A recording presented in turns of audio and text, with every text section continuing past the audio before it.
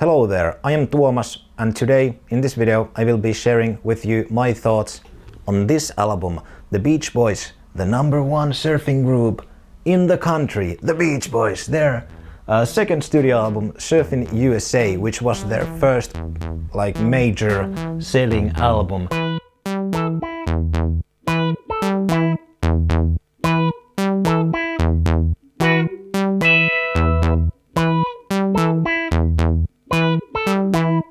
Surfin Safari, their first one, I did a review of that already. By the way, if you wanna hear more of my reviews of these albums, subscribe. I will be reviewing each and every release by the Beach Boys, pretty much, at least their major studio albums.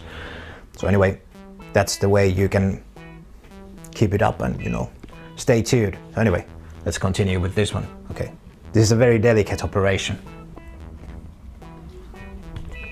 They continue with this one, the style of their first studio album, Surfin Safari.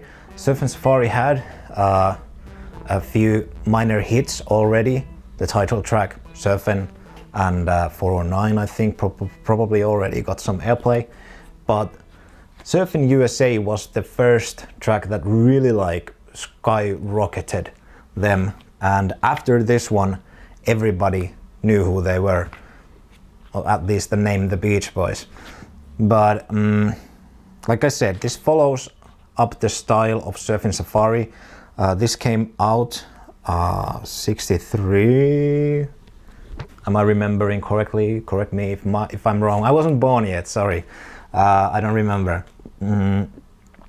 Surfin USA is based on Chuck Berry's tune, his melody, and then we also have here Farmer's Daughter, Misery Lou, which is the the tune that Dick Dale made famous, and then later, of course, Pulp Fiction made it super famous again. We have a cover of it by the Beach Boys here, and then there's Stoked, Lonely Sea, Shutdown, and then on the B-side. Actually, I'm not sure how they were spread on the actual album, because my copy over here is pretty interesting. The side 1 has the mono versions, and then the side 2 has the stereo versions, but I think that the split is probably there after Shutdown, but if I'm wrong, correct me. Then we have Noble Surfer, Honky Tonk, Lana, Surf Jam, Let's Go Trippin', and Finders Keepers. This is, once again, not one of my favorite albums. I know that the cover photo is a fan favorite, and I agree, it's a classic graphic design, and the picture is cool, but I don't know, it's not one of my favorites. The picture, if I remember correctly, was purchased from the photographer for this release, so it's not I don't know, I just enjoy the more the later covers that the Beach Boys did in the later 60s, early 70s to this one, but I agree, it's a classic one, and I like the colors, matches up with my shirt. But anyway, yeah, it's a cool photo, it's a very huge wave, and the guy looks pretty, yeah, I mean, he knows what he's doing, obviously. Surfin USA is the most well-known song that comes out from this album, and it's a great tune. I like what Brian and the whole group did with Chuck Berry's version that it's based on. I like the lyrics. I think it's funny that here Chuck Berry gets a whole credit for the whole song, even though the lyrics are, I mean, I think it's still questionable whether the lyrics are by Brian, Dennis, or Mike. Or I think everybody agrees that Dennis didn't write them, but yeah, I think the conceptus, or whatever the word, what the heck that is that Mike wrote the lyrics with Brian or something like that, but whatever. I don't want to go into politics. But I think Dennis helped with the surf the places where people like surf and all that, like listing those things.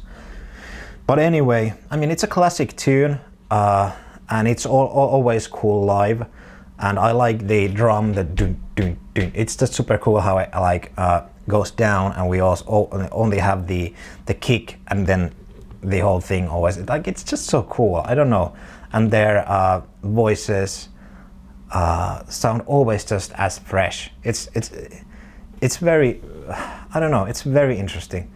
Farmer's Daughter is also a classic tune by Brian. It goes on the softer side. I really dig it. Misery Lou, I think it's pretty interesting to hear, and this goes with all the instrumentals. This album has a lot of instrumentals. Misery Lou, Stoked, Surf Jam, Let's Go Trippin', and it's interesting to listen Carl Wilson playing with David at this point. Al wasn't yet joined back. They play really good. I mean, Carl is like 15, 16 at this point, and David is even younger, I believe, or was he the age of Carl? I'm not remembering things quite well. I think he was like a year younger or something like that. So they are basically kids, and they are leading these instrumental tracks, and yeah, I mean, it's just cool. And I've always loved Misery Lou, and that's because of Pulp Fiction. I have a poster of Pulp Fiction right over there. I'm a huge fan of that movie, and I saw it like as a kid. I don't recommend anybody watching that as a kid, but I did, and I fell in love with it. That was the first time I heard that track by Dick Dale, and I just fell in love with that tune and that surf sound because of that movie, and then later on discovering the Beach Boys music fully, and then listening to this album and finding out that they also have a cover on their studio album of this incredible tune was just mind-blowing, and I really love it. I think it's so cool to listen to this and think about Carl and David and everybody playing it. It's just amazing, and like I said, all these instrumental tracks are really cool, and I hate the way how some of the surf rock diggers dismiss the Beach Boys, saying that they didn't like do real surf rock because real surf rock is instrumental, but like third of this album is instrumental surf rock. So like, and there is even like originals, like for example Surf Jam, which is credited here by for Carl Wilson. So of course they did also surf rock, and they had these instrumental things also that they did live at concerts all the way up to like 65 or something,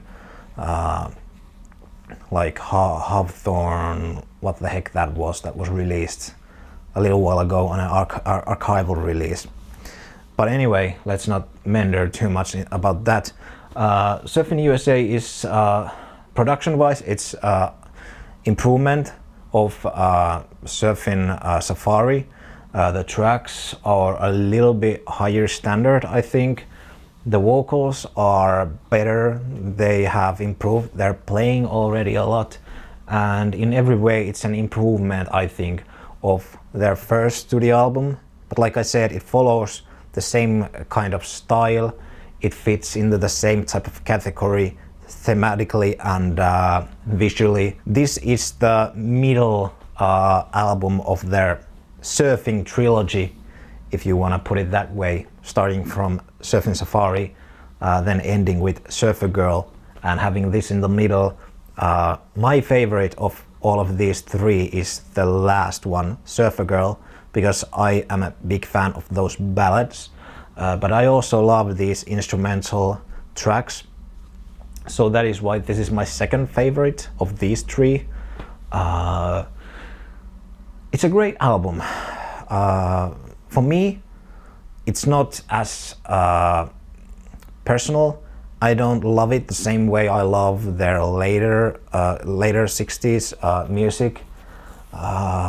but it's good stuff. It's fun, it rocks, it's great to listen to in your car or whatever barbecue party.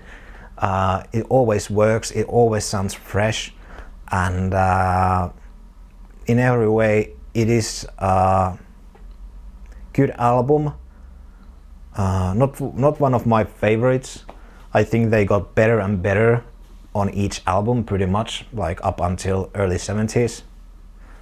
Maybe there was a few hiccups, but anyway, I love it. I think it's really good. What do you think? I don't think there's like a single bad track.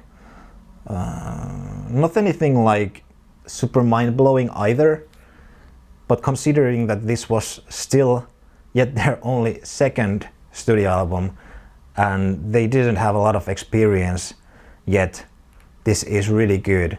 This is really, really good stuff, and it most definitely has proved to beat the test of time, and the vocals sound still very fresh and very good.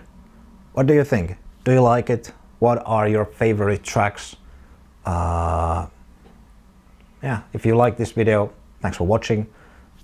Press the thumbs up button, subscribe, and we'll see you again on the next one. Take care. Bye bye.